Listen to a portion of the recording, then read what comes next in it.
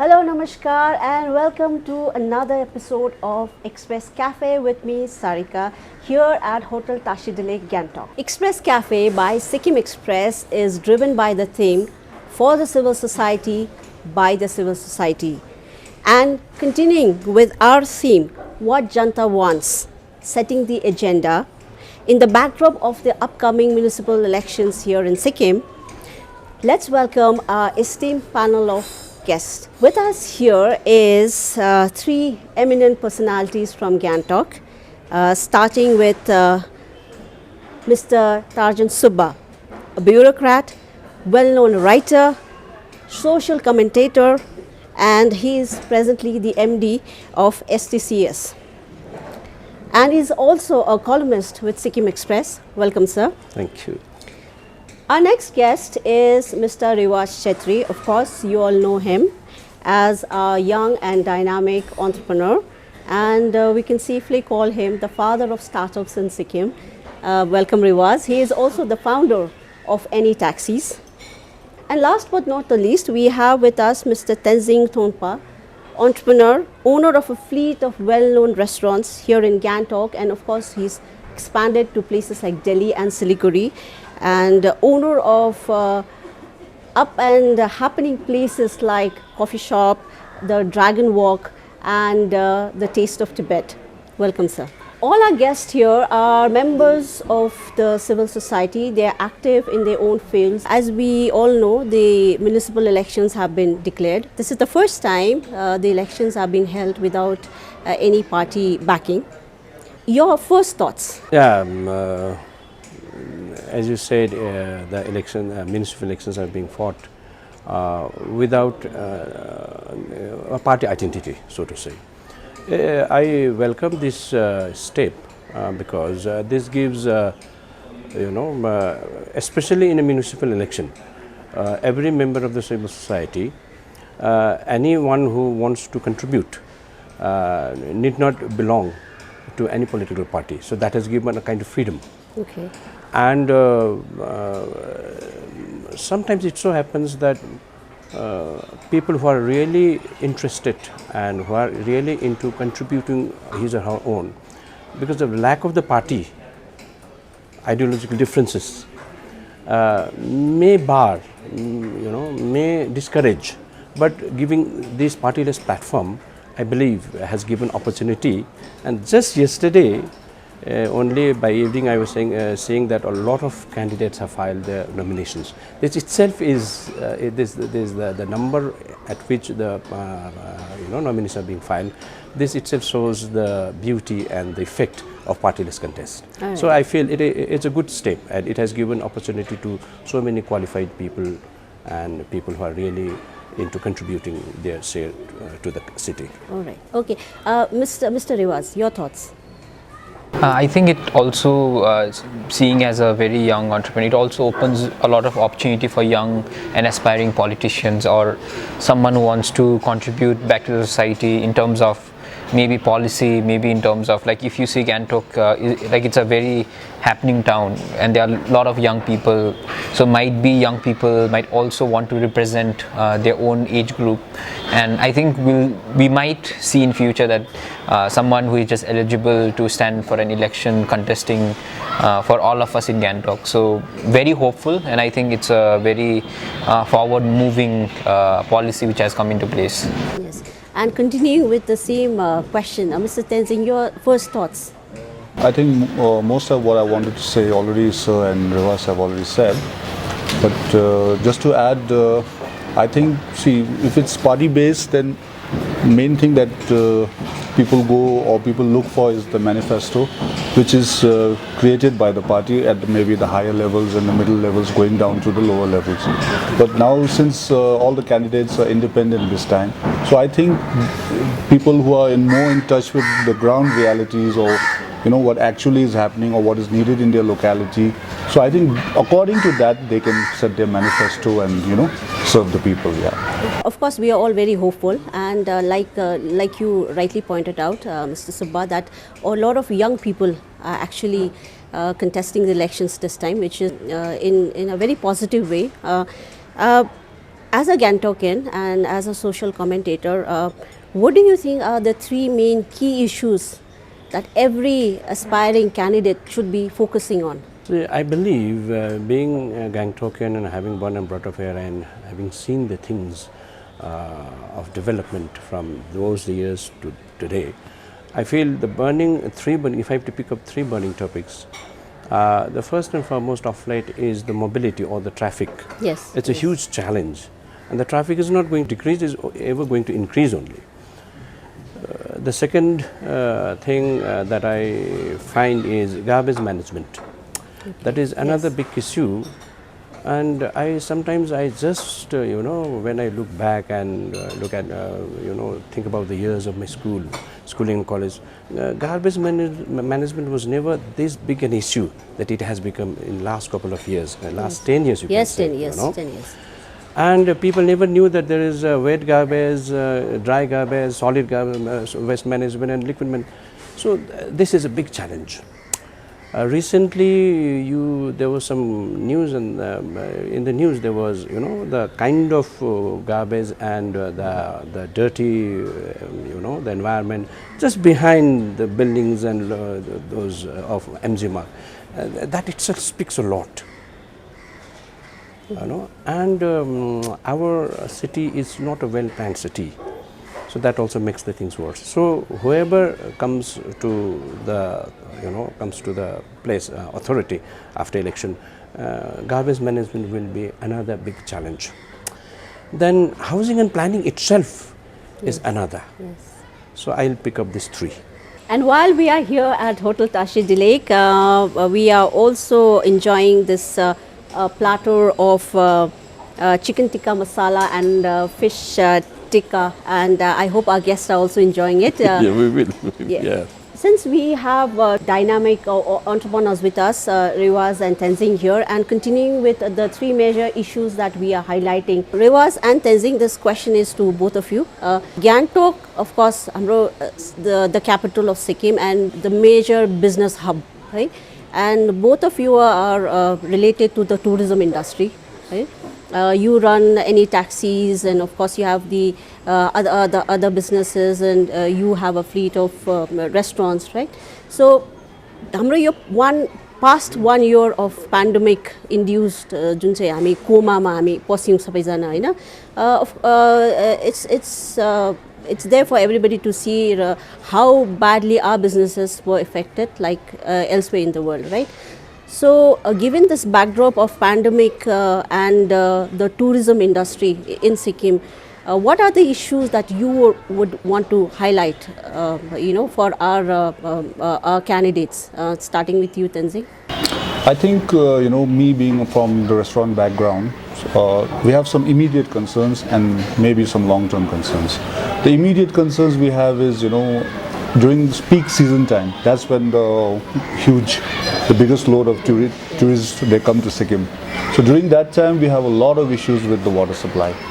And I think I speak for many hotel owners, we have to buy water from tankers, which are very expensive. So to the municipal candidates, the aspiring candidates, I would like to request if they could somehow find a permanent solution for that. And from a commercial point of view also, I think all the commercial establishments, I think they would be more than willing to pay a premium for an uninterrupted supply of water. That's one immediate concern. Second is a little bit, we see erratic power fluctuations, sometimes the powers keep I think power supply is a major concern in MG Mark, because we have frequent power cuts. Yes. And these are my immediate concerns. And the long-term concerns is I feel Gangtok, really lacks a public park. Because I think a public park adds to the quality of life for the locals, and even for the tourists also. It will be something nice, and I'm sure they would appreciate it too. So long term, I think that would be my. Yes, public spaces will come to that. And Rivas, could you just add on to that? Yeah, I think for the last 1 year, a lot of individuals have lost a lot of in terms of capital, or in terms of energy, in terms of the planning they have had for such a long period of time, and there was a pause for a year, right? And many people are not able to bounce back right now. So maybe my suggestion would be how government can help all these small time entrepreneurs to bounce back, and also to have a very practical solution for aspiring entrepreneurs. Also, there is a major issue that which I was just highlighting yesterday also with meeting with one of a person, and basically what happens is whenever you want to register take a loan, for example, whenever you want to start a business, you need to take a loan, and suppose you're applying for a loan of 10 lakhs, right? So when you apply for a loan, most of the business loans also needs a trade license applied with the application process. And to apply for a trade license, the person needs a house owner's NOC. So if you see a person is starting the entire process almost 12 months before he actually gets the loan and starts his business. So I think this process should be improvised, where maybe the person who is giving out loan shouldn't ask for a trade license, or the person who is asking for a trade license should be able to give a temporary license without the house owner NOC. So something should be worked out so that a new entrepreneur can start something post-pandemic. Yeah, so and two other concerns that you would want to highlight? So other than that, I think I agree to the traffic problem which we have normally during tourist season, because I come from a transportation background. There is a huge problem. So suppose if a guest is staying in Mayfair, there is a restriction of crossing the 3rd mile checkpost by 10:30, 11, right? And that becomes a huge problem starting after breakfast, and sometimes it takes around 2 hours just to reach up there. So this kind of concerns are there, and maybe we should look forward for alternative routes. Like there are many options, like the route that goes from Gurudwara. Maybe we can get a permission from the defense and maybe apply in that route. And I think having more routes will also ease traffic, and maybe focus more on electronic vehicles, like there are electrical scooties which are available right now in the market, and maybe we should be mostly focusing towards that, because the petrol price is very high.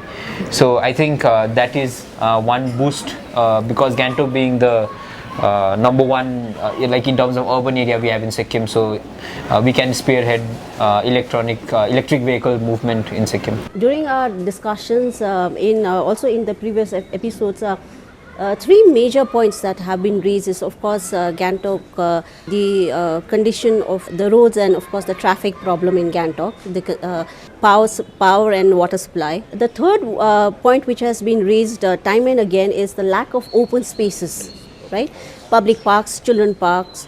And it's very unfortunate that in Gangtok we don't have a children's park, but we do have a children's park taxi stand, which speaks volumes of our commitment towards the mental and the physical development and growth of our children. So, Mr. Subba, you've been associated with the Smart City earlier, and you also very active commentator when it comes to the public life. What are your thoughts on this? Yeah, rightly pointed by two of my young friends that Gangtok lacks open space. The first and foremost, this is sounds very simple, but no one thinks seriously about it. Now, Gangtok seriously lacks open space. I'll give you an example. Why MG Mark is flooded during the tourist season? If you go and examine, they are not buying much. They are not eating much. They are just loitering here and there and having a good time, because MG Mark happens to be the only open space in the city of Gangtok, for that matter. Yeah. So openness is very important. From safety measures, from the point of safety measure also, open space is so important. Like you see, we are in a seismic zone. So if you'll ask somebody if something happens, because In every Western or first world countries, if you go and you have you have a designated areas that in the case of emergency or in case of earthquake and all, assembled in that ground. They have secured a open space for that purpose. I think in Gangtok that is also not there. And aesthetically also, the very feeling of having open space in front of you is something, the very feel of an open space in front of you. I think Gangtok lacks that. But what can be done now? Yeah, see, now, so in order to do that, when I was heading Gangtok Smart City, though Gangtok Smart City proposal had already been approved by the Government of India Ministry, and the Gangtok City project was already on when I took as the CEO. But I saw some of the big projects have taken care of this space. For example, we have, I think, some multi-story parking and plaza and shopping complex with an open space rooftop space. So we, being a hilly state region, we don't have much scope for horizontal expansion. So that has been taken care of by the vertical expansion. So you will have all the whatever the space you have, that structures occupying. But aren't we adding on to the load? No, that is we are adding, but these are. You mentioned that of course we fall in the seismic zone 4 and 5. Yes, yes. And already Gangtok is stretched beyond its capacity. Do you think we are adding more by building, going vertically? Your point is valid. But I think we are not that technically qualified to comment scientifically with vouch scientifically that yes we are, and this much of whatever the structures have been designed. I think it has been approved with the proper investigation of the concerned department, Mines and Geology, and geological report. Basing upon that, they have approved technically. Yeah. I'll just take it forward to Rivas. You are also associated with the transport industry, right? Now, what do you think could come up as a possible solution to ease the traffic in Gangtok and other towns like Namchi? And like Sir said, we are going vertical, right? So one of the solutions of the smart city is to build multi-storied parking. So as somebody associated with the transport as well as the tourism industry, and of course, do you think it'll solve the problem? And like Mr. Subba pointed out, aesthetically, what are we presenting to our guests? And also that the same question will apply to you also, Tenzing. So I think right now why Gangtok is having so much of a load, maybe one reason is that it's not just the state capital, but a lot of government offices are in Gangtok. Maybe having a alternate sectored hill or something would have already solved a lot of problems. And the other thing, like what I say, is also a lot of tourists they have to come to Gangtok, and that is also maybe promoting a lot of massive structures that you see, like their hotels, which have more than 100 rooms across Gangtok now. So I think this kind of massive structure also adding up to the load, like if we see in terms of that. So maybe having an alternate, because why people come to Gangtok is a lot of permits go through this town, right? Like if you go to North Sikkim, you have to go through Gangtok. If you go to Nathula or Changu Lake, you have to go through Gangtok. So maybe right now this is the only option we have, but having an alternate hill or something where we can do a planned township could also maybe in a longer term ease a lot of load that Gangtok has today. Let me add. Yeah, what Rewaj is saying is perfectly correct, because there is no one-point solution to traffic. There's no one-point solution to space. Any problem that Gangtok faces, there's no one-point solution. It has to be holistic. For example, in his context, the context of the point that he raised, there has to be administrative decentralization. There has to be financial decentralization. There has to be infrastructural decentralization, in the sense that offices should be located at different places so that people don't rush at a point. Okay, all right. For that, you need a decision. Okay. You need a policy decision on the part of the government, acceptance by the general public, know this thing, and for the better of all. Okay. For the betterment of all. All right. Tenzing, as somebody who has a lot of restaurants here in Gangtok, the problems that you highlighted, let's talk about ease of doing business here in Gangtok, right? Under Gangtok Municipal Corporation. So, what are your thoughts on it? Before I just come to your question, I would just like to add on what they were saying. See, I think traffic is the number one problem for all of Gangtokians, and I think the real perspective or the real angle we should see here is that we say that Sikkim is tourism dependent. That's one of the biggest earners for a state like Sikkim.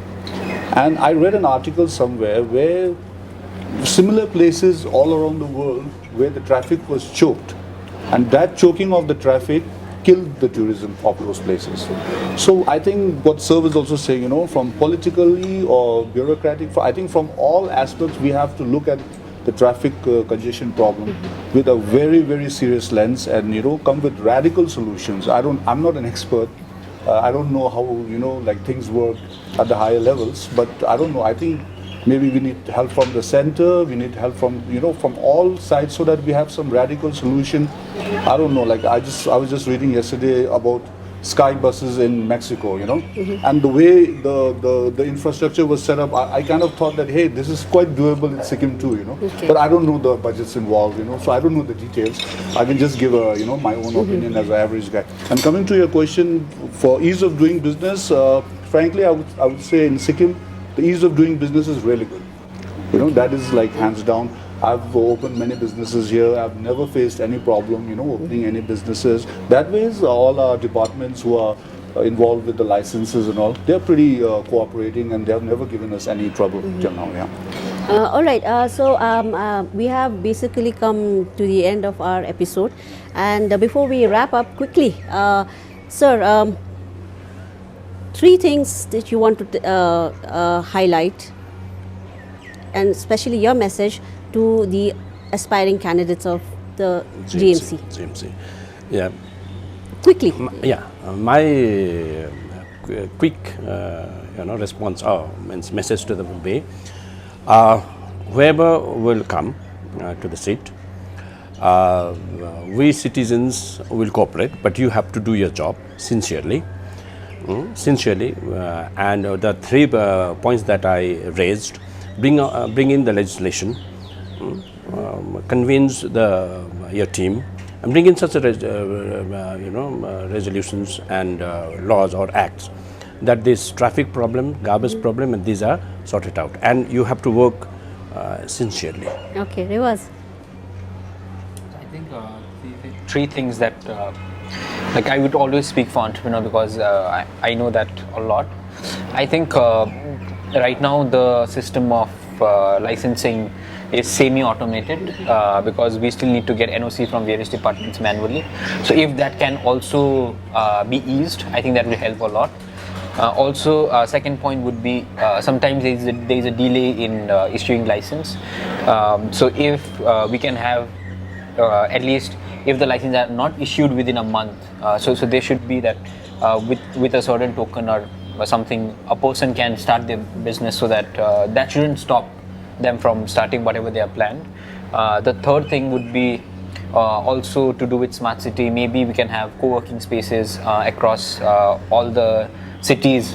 Like at least we have 2 smart cities in Sikkim, Gangtok and Namche. So co-working space is something which any person from a rural place could come and start their business right away, which is right now very difficult because of the rise of house rents in Gangtok. So I think these 3 would be my major suggestion for GMC. Yes, and Tenzing. Yeah, my final comments would be to the candidates, the aspiring candidates. Please somehow make it possible that we get uninterrupted supply of water. For Yes, that, I think definitely. all the commercial establishments are willing to pay more. You can charge us, you can put a meter, we are willing to pay. So, but we would expect that.